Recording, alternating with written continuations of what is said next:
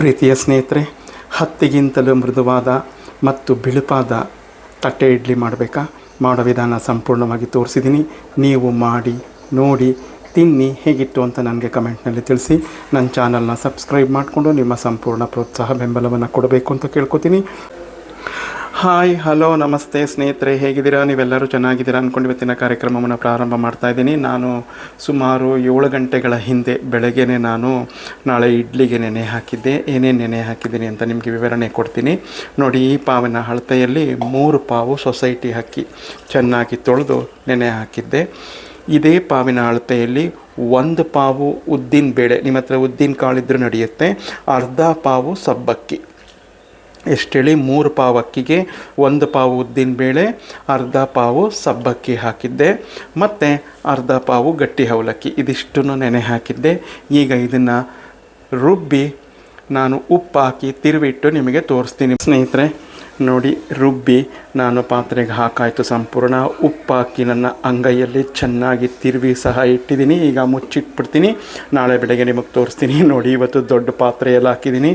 ಮೊನ್ನೆ ದೋಸೆ ಸಂಪಳ ಎಲ್ಲ ಸುರಿದು ರಾಶಿಯಾಗಿ ಮಾಡಿತ್ತು. ನಮಗೆ ಸಹ ಕ್ಲೀನ್ ಮಾಡೋ ತನಕ ನಮ್ಮ ಅಣ್ಣ ಸಹಾಯ ಮಾಡೋದ್ರಿಂದ ನಂಗೆ ಸರಿ ಹೋಯಿತು. ಇವತ್ತು ನಾನು ಹಾಗೆ ಮಾಡ್ಕೊಂಡಿಲ್ಲ, ದೊಡ್ಡ ಪಾತ್ರೆಯಲ್ಲಿ ಹಾಕಿಟ್ಟಿದ್ದೀನಿ. ನೋಡಿ, ಇದು ಇಡ್ಲಿಗೂ ಆಗುತ್ತೆ, ದೋಸೆಗೂ ಆಗುತ್ತೆ, ಬೋಂಡಕ್ಕೂ ಆಗುತ್ತೆ. ಆ ರೀತಿ ನಾನು ರುಬ್ಕೊಂಡಿದ್ದೀನಿ ನುಣ್ಣಗೆ. ಬೆಳಗ್ಗೆ ತಟ್ಟೆ ಇಡ್ಲಿನೂ ಮಾಡ್ತೀನಿ. ಮಿಕ್ಕಿದ್ರೆ ದೋಸೆ ಆದರೂ ಮಾಡ್ಕೋಬೋದು, ಇಲ್ಲಾಂದರೆ ನೀವು ಮೈಸೂರು ಬೋಂಡ ಬೇಕಾದ್ರೂ ಮಾಡ್ಕೋಬೋದು. ತುಂಬ ರುಚಿಯಾಗುತ್ತೆ. ಇನ್ನು ಬೆಳಗ್ಗೆ ಸಿಗ್ತೀನಿ. ಬಾಯ್, ಟೇಕ್ ಕೇರ್. ಹಾಯ್, ಹಲೋ, ನಮಸ್ತೆ, ಶುಭೋದಯ ಸ್ನೇಹಿತರೆ, ಹೇಗಿದ್ದೀರಾ? ನೀವೆಲ್ಲರೂ ಚೆನ್ನಾಗಿದ್ದೀರಾ ಅಂದ್ಕೊಂಡು ನಾನು ಇವತ್ತಿನ ಕಾರ್ಯಕ್ರಮವನ್ನು ಪ್ರಾರಂಭ ಮಾಡ್ತಾಯಿದ್ದೀನಿ. ನಿನ್ನೆ ರಾತ್ರಿ ನಿಮಗೆ ತೋರಿಸಿದ್ದೆ, ಇಡ್ಲಿ ಹಿಟ್ಟು ರುಬ್ಬಿದ್ದೆ. ಅದು ಇಡ್ಲಿ ಬೇಕಾದ್ರೂ ಮಾಡ್ಕೋಬೋದು, ದೋಸೆ ಬೇಕಾದ್ರೂ ಮಾಡ್ಕೋಬೋದು. ಹಿಟ್ಟು ಮಿಕ್ಕಿದ್ರೆ ಅಂದರೆ ಸಂಪಳ ಮಿಕ್ಕಿದ್ರೆ ಬೋಂಡ ಬೇಕಾದ್ರೂ ಮಾಡ್ಕೋಬೋದು ಅಂತ. ಆ ಇಡ್ಲಿ ಹಿಟ್ಟು ಯಾವ ಹದದಲ್ಲಿದೆ ಅಂತ ನೋಡೋಣ. ಈಗ ನೋಡಿ ಹೇಗೆ ಉಬ್ಬುಕೊಂಡು ಬಂದ್ಬಿಟ್ಟಿದೆ, ಎಷ್ಟು ಚೆನ್ನಾಗಿ ಬಂದಿದೆ. ನಾನು ಅದಕ್ಕೆ ದಪ್ಪ ಪಾತ್ರೆ ಇಟ್ಟಿದ್ದೆ. ಮೊನ್ನೆ ಆಗಿತ್ತಲ್ಲ ಅವಾಂತರ ಹಂಗೆ ಆಗೋದು ಬೇಡ ಅಂತ ದಪ್ಪ ಪಾತ್ರೆ ಇಟ್ಟಿದ್ದೆ. ತುಂಬ ಚೆನ್ನಾಗಿ ಬಂದಿದೆ. ಇವತ್ತು ನಾನು ಇದರಲ್ಲಿ ಮೃದುವಾದ ತಟ್ಟೆ ಇಡ್ಲಿ ಮಾಡ್ತೀನಿ. ತಟ್ಟೆ ಇಡ್ಲಿಗೆ ನಾನು ಮಧುರೈ ಸ್ಟ್ರೀಟ್ ಸ್ಟೈಲ್ದು ಖಾರ ಚಟ್ನಿ ಮಾಡೋಣ ಅಂದ್ಕೊಂಡಿದ್ದೆ. ಬಟ್ ಇವತ್ತು ಅದು ಮಾಡೋದು ಬೇಡ ಅಂತ ಬೆಂಡೆಕಾಯಿ ತಂದಿದ್ದೆ. ಬೆಂಡೆಕಾಯಿಯ ಗೊಜ್ಜನ್ನು ಮಾಡ್ಕೊಂಡಿದ್ದೀನಿ. ರುಚಿಕರವಾದ ಬೆಂಡೆಕಾಯಿ ಗೊಜ್ಜು ನಂಗೆ ಊಟಕ್ಕೂ ಆಗುತ್ತೆ, ಇಡ್ಲಿಗೂ ಆಗುತ್ತೆ. ಸೊ ಆದ್ದರಿಂದ ಗೊಜ್ಜು ಮಾಡೋ ವಿಧಾನ ನಾನು ಮೊನ್ನೆ ಬದನೆಕಾಯಿ ಗೊಜ್ಜು ಮಾಡಿದ್ನಲ್ಲ, ಅದೇ ರೀತಿ ಮಾಡ್ಕೊಂಡಿದ್ದೀನಿ. ನೀವು ನೋಡಿಲ್ಲ ಅಂದರೆ ಲಿಂಕ್ನ ಡಿಸ್ಕ್ರಿಪ್ಷನೆಲ್ಲ ಹಾಕಿರ್ತೀನಿ, ನೀವು ನೋಡಿ ಮಾಡ್ಕೊಳ್ಳಿ. ಈಗ ಇದನ್ನು ತಟ್ಟೆ ಇಡ್ಲಿ ಮಾಡೋಕ್ಕೆ ರೆಡಿ ಮಾಡ್ಕೊಳ್ಳೋಣ ಸ್ನೇಹಿತರೆ. ನೋಡಿ, ತಟ್ಟೆಗೆ ಎಣ್ಣೆ ಹಾಕ್ಕೊಂಡು ನಾನು ಎಲ್ಲ ಹೀಗೆ ಕುಟ್ಕೊಂಡು, ಗಾಳಿ ಹೋಗಬೇಕಲ್ವ, ಹೀಗೆ ಕುಟ್ಟಿ ನಾನು ಎಲ್ಲ ರೆಡಿ ಮಾಡಿ ಇಟ್ಕೊಂಡಿದ್ದೀನಿ. ನೀವು ತುಪ್ಪ ಇದ್ದರೆ ತುಪ್ಪ ಸವರ್ಕೊಳ್ಳಿ.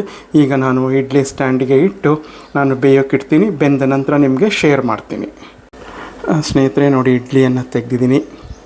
ಈಗ ಇದು ಸ್ವಲ್ಪ ತಣ್ಣಗಾಗಲಿ. ನಂತರ ಚಾಕುವಿನ ಸಹಾಯದಿಂದ ಸುತ್ತ ಬಿಡಿಸ್ಕೊಂಡು ನಂತರ ನಿಮಗೆ ತೋರಿಸ್ತೀನಿ ಇಡ್ಲಿ ತೆಗೆದು. ಸ್ನೇಹಿತರೆ ನೋಡಿ, ಒಂದು ಇಡ್ಲಿಯನ್ನು ತೆಗೆದಿದ್ದೀನಿ. ಎಷ್ಟು ಚೆನ್ನಾಗಿದೆ, ಹೇಗೆ ಬಳಕ್ತಾ ಇದೆ ಅಂತ ನೋಡಿ, ಎಷ್ಟು ಮೃದುವಾಗಿ ಬಂದಿದೆ ನೋಡಿ. ಒಂದೇ ಬೆಟ್ಟಲ್ಲಿ ಹಿಂಗಂದರೆ ಮುರಿದು ಹೋಗ್ಬಿಡುತ್ತೆ ನೋಡಿ. ತುಂಬ ಚೆನ್ನಾಗಿ ಬಂದಿದೆ. ನೀವು ಮಾಡ್ಕೊಳ್ಳಿ. ಮಾಡೋ ವಿಧಾನ ಸಂಪೂರ್ಣವಾಗಿ ತೋರಿಸಿದ್ದೀನಿ. ಎಲ್ಲೂ ಸ್ಕಿಪ್ ಮಾಡದೆ ವಿಡಿಯೋನ ನೋಡಿ ನೀವು ಮಾಡಿ ನಮಗೆ ಕಮೆಂಟ್ನಲ್ಲಿ ತಿಳಿಸಿ. ಮತ್ತೊಂದು ಇಂಟ್ರೆಸ್ಟಿಂಗ್ ವಿಡಿಯೋಂದಿಗೆ ಬರ್ತೀನಿ. ಎಲ್ಲರಿಗೂ ನಮಸ್ಕಾರಗಳು. ಜೈ ಗಣೇಶ. ಸ್ನೇಹಿತರೆ, ನಾನು ತಿಂಡಿ ತಿನ್ನೋಕೆ ಕೂತ್ಕೊಂಡಿದ್ದೀನಿ. ತಿಂಡಿ ತಿನ್ನೋಕ್ಕೆ ಶುರು ಮಾಡ್ತಾಯಿದ್ದೀನಿ. ನೋಡಿ, ನನ್ನ ಈ ಬೆರಳಿನಿಂದ ತೆಗೆದು ಹಾಕಿದ್ರೆ ಸಾಕು ಮುರಿದೋಗ್ತಾ ಇದೆ ಇಡ್ಲಿ. ನೀವೇ ನೋಡ್ತಾ ಇದ್ದೀರಾ, ಅಷ್ಟು ಮೃದುವಾಗಿ ಬಂದಿದೆ.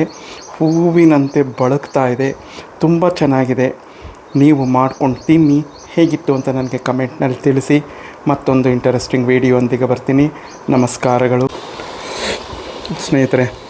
ಗೊಜ್ಜಿಗಂತೂ ಸಖತ್ತಾಗಿದೆ ಇಡ್ಲಿ.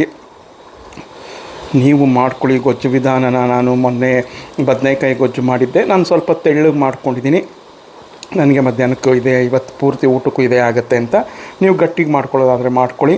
ನಾನು ಬದನೆಕಾಯಿ ಗೊಜ್ಜಿನ ವಿಧಾನ ನೋಡಿಲ್ಲ ಅಂತಂದರೆ ನಾನು ಡಿಸ್ಕ್ರಿಪ್ಷನಲ್ಲಿ ಲಿಂಕ್ನ ಹಾಕ್ತೀನಿ. ಅದೇ ರೀತಿ ಇದನ್ನು ಸಹ ಮಾಡ್ಕೊಳ್ಳೋದು. ಅದಕ್ಕೆ ಈರುಳ್ಳಿ ಟೊಮೆಟೊ ಹಾಕಿದ್ದೀನಿ ಹುರ್ಕೊಳ್ಳೋಕ್ಕೆ. ಬೆಂಡೆಕಾಯಿಗೆ ಅದನ್ನು ಹಾಕಿಲ್ಲ, ಅಷ್ಟೇ ವ್ಯತ್ಯಾಸ. ತುಂಬ ಚೆನ್ನಾಗಿದೆ, ಮಾಡ್ಕೊಳ್ಳಿ. ಹೇಗಿತ್ತು ಅಂತ ನನಗೆ ಕಮೆಂಟ್ನಲ್ಲಿ ತಿಳಿಸಿ. ಸಕ್ಕಪ್ಪಾಗಿದೆ ರೀ.